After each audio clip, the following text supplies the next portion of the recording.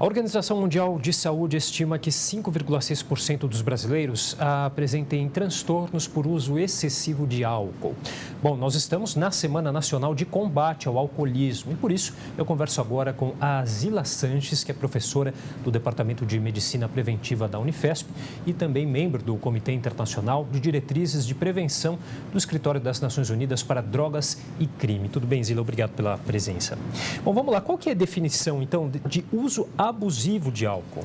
Existem diversas definições, mas já que estamos falando da Organização Mundial da Saúde, ela define o uso nocivo, que seria o que a gente chama de uso abusivo, que está muito associado ao uso que gera prejuízo àquela pessoa que está usando.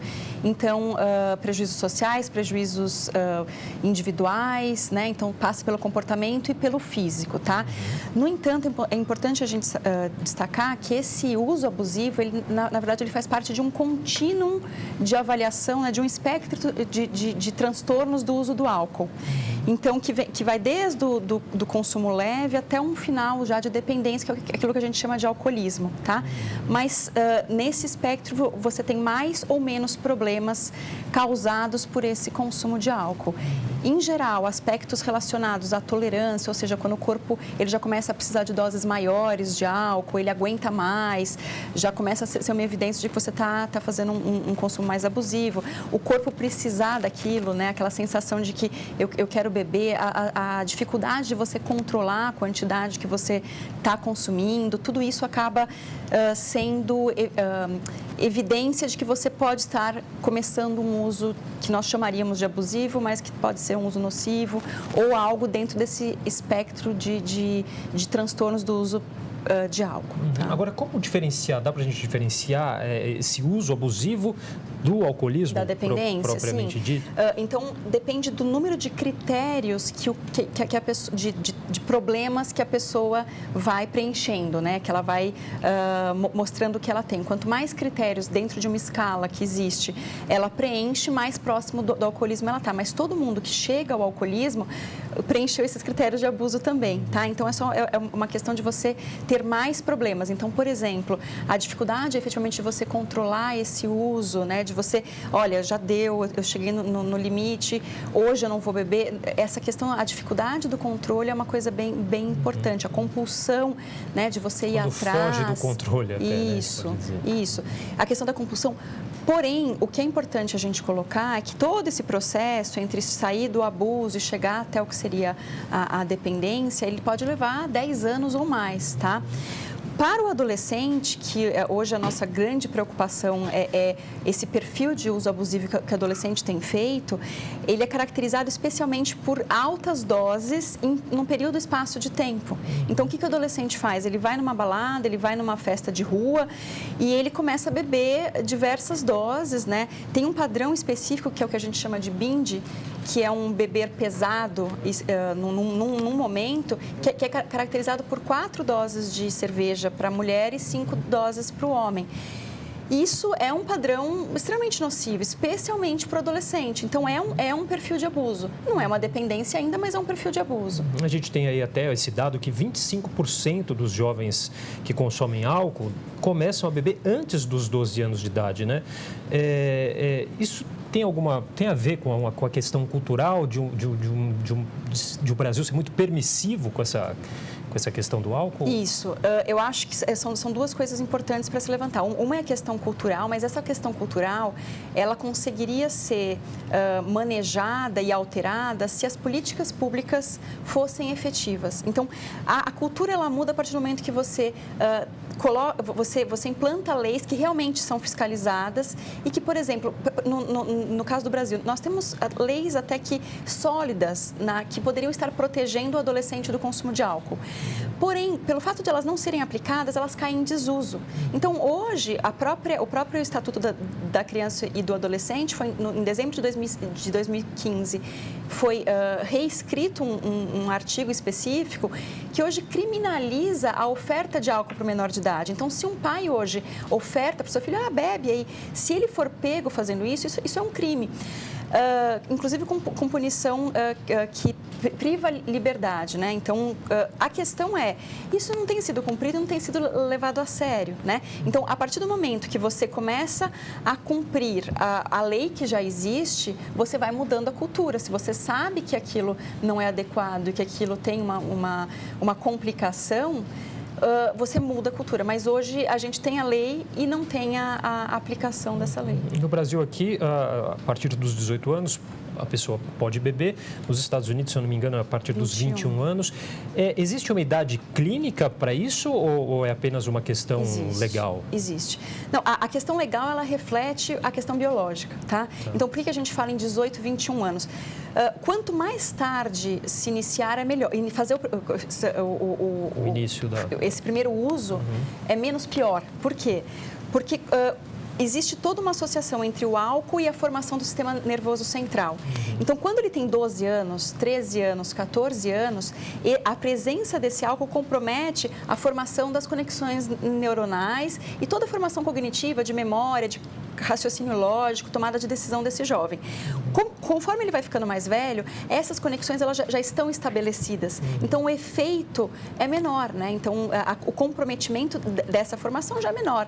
Então, é muito menor aos 21 do que aos 18 e muito menor aos 18 do que aos 12. Então, quanto mais tarde isso acontecer, mais seguro é, inclusive, para protegê-lo de se tornar um dependente no futuro.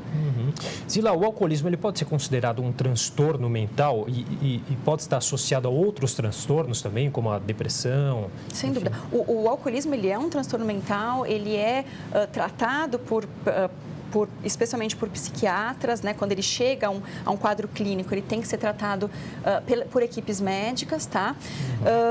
E está associado, sim, existem diversos estudos epidemiológicos que mostram uma associação do alcoolismo com outros transtornos mentais, por exemplo, ansiedade e depressão.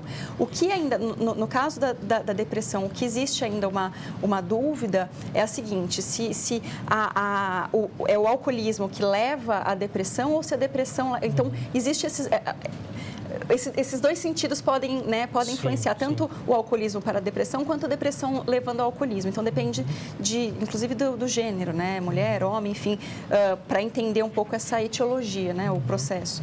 E pode existir algum componente genético para essa questão do alcoolismo? Pode não, existe um componente genético. O que é importante é a gente não rotular. Então, porque o meu pai é alcoolista, eu necessariamente me tornarei. Não. O fato de o meu pai ser, o meu avô, eu ter uma história genética disso, acaba aumentando a chance de que eu possa ter o mesmo problema, tá? Mas isso não é algo que vai definir, porque existem... Quando a gente fala em fator de risco e proteção, eu tenho que pensar numa balança. Então, quanto eu tenho de proteção e quanto eu tenho de risco para ver como fica esse equilíbrio. O fator genético é um fator de risco, só que eu posso ter fatores de proteção que compensem esse fator de risco genético, tá? Bom, quais aí os efeitos desse consumo nocivo para o corpo e para a sociedade de uma maneira geral? Quando a gente pensa em adolescente, existe uma coisa que a gente tem visto muito, adolescente, jovem adulto. Então, o jovem adulto, por exemplo, que frequenta balada e que muitas vezes está ali fazendo um consumo desse binge que eu acabei de falar para você. O grande problema é a intoxicação, que existe, claro, o problema físico da intoxicação alcoólica, que pode levar a coma e morte, mas mais comum do que isso são os comportamentos de risco no qual esse jovem se envolve ao estar intoxicado. Principalmente porque o álcool tem um efeito farmacológico que faz com que, o próprio efeito do álcool é você perder o controle sobre a sua ingestão alcoólica. Então, ele começa a perder ele já está intoxicado, mas ele ainda acha que ele pode beber mais. Então, ele começa a perder essa percepção de risco dele.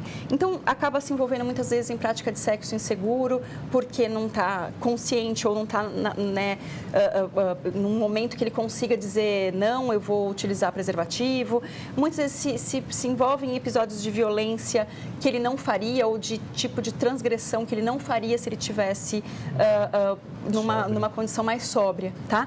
Então, isso é o mais comum e muitas vezes o próprio apagão. A gente fez um estudo com baladeiros e um dos principais problemas que eles apontam durante o pós-balada é o apagão alcoólico. Pela quantidade de álcool que eles consumiram, eles não conseguem lembrar exatamente o que aconteceu na balada e no pós-balada.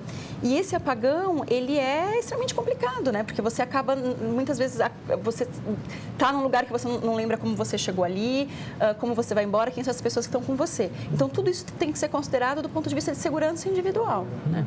Bom, falar um pouquinho dos tratamentos. O alcoolismo é considerado uma doença incurável, enfim, conscientização, políticas públicas. O que a gente pode falar um pouquinho sobre esses temas? Lembrando que a gente está na Semana Nacional aí de Combate ao Alcoolismo. Sim, quando ele é diagnosticado como um quadro clínico, efetivamente um quadro médico, ele precisa sim de um tratamento. E aí você entende o alcoolismo como uma doença crônica. A gente diz que é uma doença crônica não transmissível. Então, ele vai precisar de um acompanhamento ao longo da vida. É claro que é um incurável no sentido assim, a partir do momento que você faz um tratamento, você se engaja nisso, você pode passar o resto... Tem um controle, né? Tem um controle, exato. Mas o mais importante é a gente pensar na prevenção. Então, é possível que a gente intervenha num momento precoce, antes de o alcoolismo ter se estabelecido, e evite que ele venha a se estabelecer. Isso é mais eficaz, inclusive, do que o próprio tratamento. Então, pensando do ponto de vista de política pública, a gente tem que começar a investir mais em prevenção eficaz. Muitos programas de prevenção não são eficazes. Pensar nessas políticas públicas para que eu tenha o menor número de pessoas que chegue ao alcoolismo, porque o alcoolismo é passível de prevenção. Então, é possível que a pessoa tenha diversos fatores de risco e que ela tenha um potencial grande para se tornar alcoolista, mas não se torne porque eu tive uma intervenção precoce, tá? Eu tive uma forma, tanto por política pública, controle de venda, controle de estabelecimento, quanto por programas familiares, programas comunitários e programas escolares de prevenção, eu preveni que este quadro viesse a ocorrer. Uma coisa simples, uma forma precisa de prevenção é o retardamento do primeiro uso. Então, quanto mais tarde eu começo esse primeiro uso, menor a chance de eu me tornar alcoolista. Então, esse retardamento do primeiro uso já tem um efeito gigantesco nos índices de alcoolismo na idade adulta. Tá? Então, é uma coisa que deve ser feita. Os pais conversarem com seus filhos. Olha, vamos deixar para começar isso depois. Não estou dizendo que você não vai nunca beber, não é isso.